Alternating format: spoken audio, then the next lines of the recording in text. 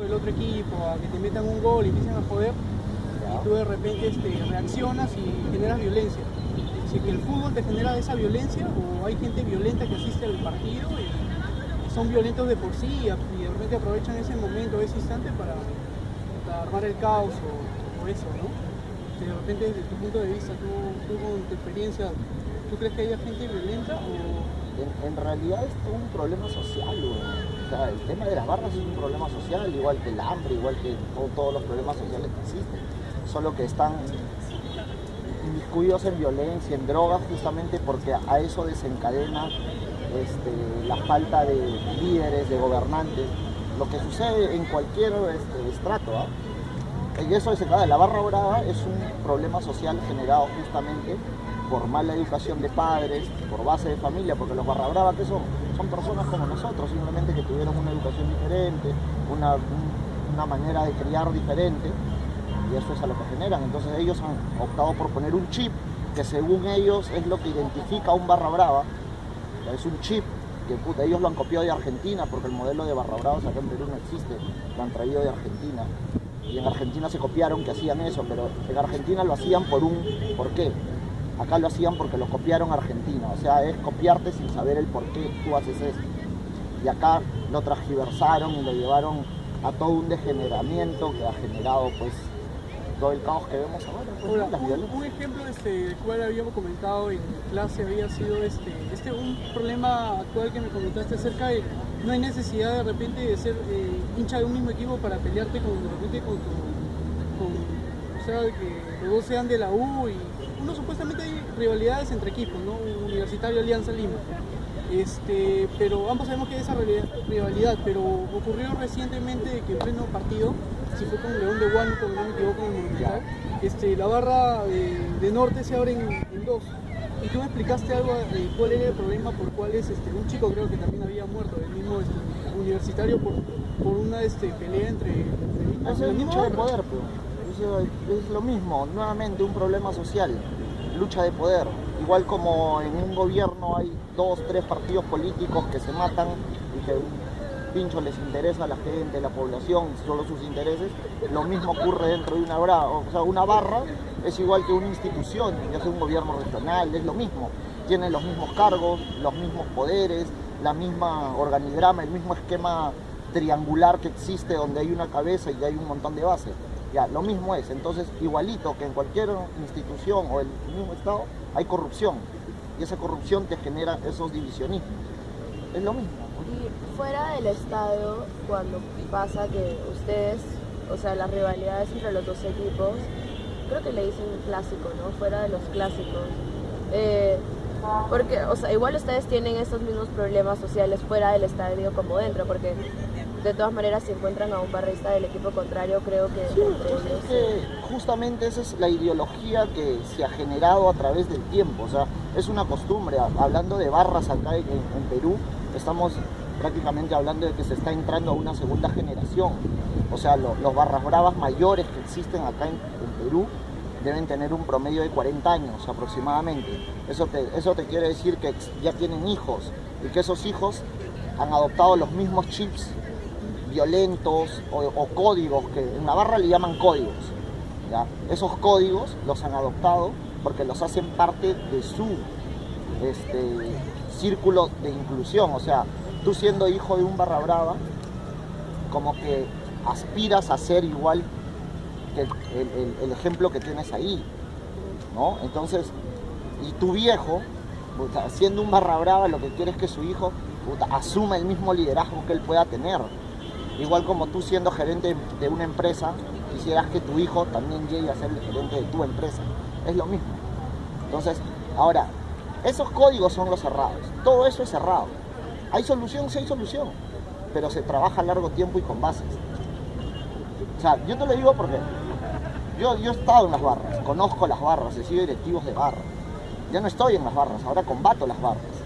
Tengo proyectos sociales, o sea, yo sé cómo erradicar eso, pero lleva muchos años, lleva mucho tiempo. Así como ellos ya avanzaron muchísimos años, muchísimas décadas, y ya están en un recambio generacional, tendríamos que hacer un recambio generacional de gente también que asuma que eso no es correcto. ¿Y cómo se crean las barras bravas? En realidad el nombre Barra Brava en sí es un término argentino, es un término que viene de allá. Las barras se crean bajo un factor de simplemente simpatía, hinchaje y un grupo, un núcleo de gente que aquí en Perú hay los equipos más grandes se llaman Universitario y Alianza, tienen millones de hinchas. Millones de hinchas no entran a un estadio, solo entran a lo mucho 80.000 y no los 80.000 son de ese mismo equipo. Entonces la barra lo que hace es ser el centro organizador para todos los demás que tengan como que la misma simpatía de ellos. Ahora, cuando los que tienen la misma simpatía, yo tengo simpatía a él, pero yo veo que él actúa de una manera, yo asumo, sin conocer, que lo que él está haciendo es bueno, es correcto, dentro del círculo donde nos estamos desenvolviendo. Entonces yo lo copio. Yo quiero copiarlo para sentirme parte de también la gente, el círculo. Si tú vas a un estadio y ves que todo el estadio insulta, y ves que todo el estadio putea y hace, tú misma vas a sentir que tienes que hacerlo, porque si no eres el punto raro dentro de una multitud de gente. Entonces, sientes esa necesidad. Tienes que vivirlo para estar ahí. Es como que una cosa donde si tú estás alrededor de 20.000 personas y todos cantan y todos se mueven y todos aplauden, eso se contagia. Es imposible que tú te quedes así y que a tu lado 20.000 personas griten y salten y tú no te muevas. Es imposible. Y es cierto que, por ejemplo, si, como tú dices, si yo estoy en un partido y me quedo callado y no salto ni brinco, te pega. Sí, sucede, porque ese es un código que ellos han asumido en el núcleo que se llama barra. Muchas veces tú para que entres, o cuando tú estás en una barra, creo que las entradas a veces te las dan, ¿no? Como cortesía, claro, para la misma barrista, y esto lo ven los de la cabeza. Basta que te dan esta entrada para que tú entres, tú vas a entrar gratis al estadio. Lo mínimo que deberías hacer es gritar por ese equipo. Y por eso suceden los te problemas. condiciona. Claro, o sea, yo te doy una entrada, pero si te la doy es porque tienes que hacer algo en favor Y de los él. mismos participantes de los equipos y los técnicos, el entrenador, ¿están relacionados con los de la Barra Brava o eso ya es aparte? Actualmente esa relación se ha roto. Actualmente. Hace unos años, unos 10 años quizás para atrás, sí había mucha relación entre los jugadores, el club y los barristas. Ahora ya no. Por el tema de la violencia. Por el tema de la violencia y porque el tema de que los barristas han comenzado a ser, al principio cuando las barras empezaron en Perú eran como que algo que apoyaba a su institución, ¿ah? Era algo que como que la institución se sentía orgulloso de ellos. Ahora ya no se sienten orgullosos, pues ahora se sienten como que avergonzados de ellos. Entonces esa parte se ha roto, está rota, ese vínculo. Pero en realidad las barras no son malas. Los malos son los elementos que forman las barras. Y es cierto que los barristas, así, los más achorados, por así decirlo, no salen de sus zonas o no salen de donde están por temor a ser, o se cuidan más por temor a ser golpeados o crear peleas, porque, por ejemplo, o sea, de las zonas donde viven, normalmente supongo que estarán rodeados de personas así, también de su mismo equipo, o tendrán algo en común. Entonces es cierto que no pueden salir o son muy cerrados. Hay mucho de cierto y hay mucho también como que de exageración, ¿ya? Y que lo ha tomado la gente ya muy, ¿cómo te puedo decir? Como que exagerado en la forma de decir, puta, que en realidad eso es malo, ¿ah? Porque si tú exageras a alguien, que él puede ser un barrista y de frente está tomado como delincuente, él puede ser que se la crea y empieza a tener un nivel de abusivo ante la gente, ¿ah? ¿Qué ha sucedido? ¿Tú te acuerdas de Broncano? Ya, Broncano es un chip más o menos de eso, ¿no? De un tipo que, porque en algún momento se lo vieron relacionado. Las barras, como te lo decía al principio, las barras aparecen de una copia argentina. Y los primeros que copian ese estilo o ese modelo argentino son los de la U. Porque si estamos hablando de esto es también un tema netamente sociológico. Las barras en Argentina existen desde el 1900 más o menos. En Perú la primera barra llega en 1968. O sea, estamos hablando 68 años después. Y si tú te pones a pensar por qué una barra llega, es por lo mismo que el celular llegó después de 30 o 40 años y la computadora igual. ¿Por qué? Porque justamente el Perú era un país en principios de siglo netamente subyugado ante el poder de los ricos. Tanto fue eso que los sectores A, B podían entrar a la tribuna y los de CD no podían entrar, entonces tuvieron que abrir tribunas a los costados para que entren. Y en estos mismos, por ejemplo, equipos, la misma hinchada, cuando, por ejemplo, hay un accidente y siempre hay un muerto o hay algún herido, ¿no? Entonces, esa globalización que no se daba hace 15 o 20 años, que estaban más marcados, puta, tú venías de tal colegio, obviamente tenías que juntarte con una gentita de... Eso no se daba.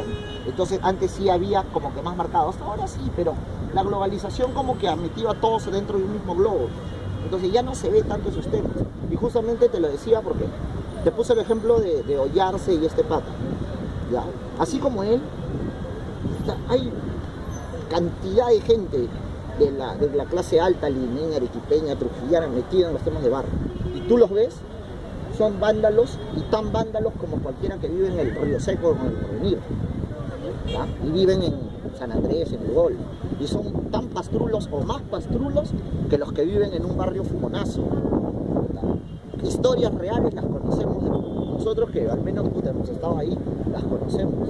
Y ellos lo que buscan es eso, porque las barras se han convertido a raíz del tema violencia que ha vendido la prensa, porque eso ni siquiera tú no lo has podido verificar que sea así. A ti te lo han dicho, o lo has leído o lo has visto en una televisión. Entonces eso es lo que ha vendido la prensa. Pero todo eso tú lo verificas y te das cuenta que simplemente las barras se han convertido en sitios donde la gente viene a soltar sus frustraciones.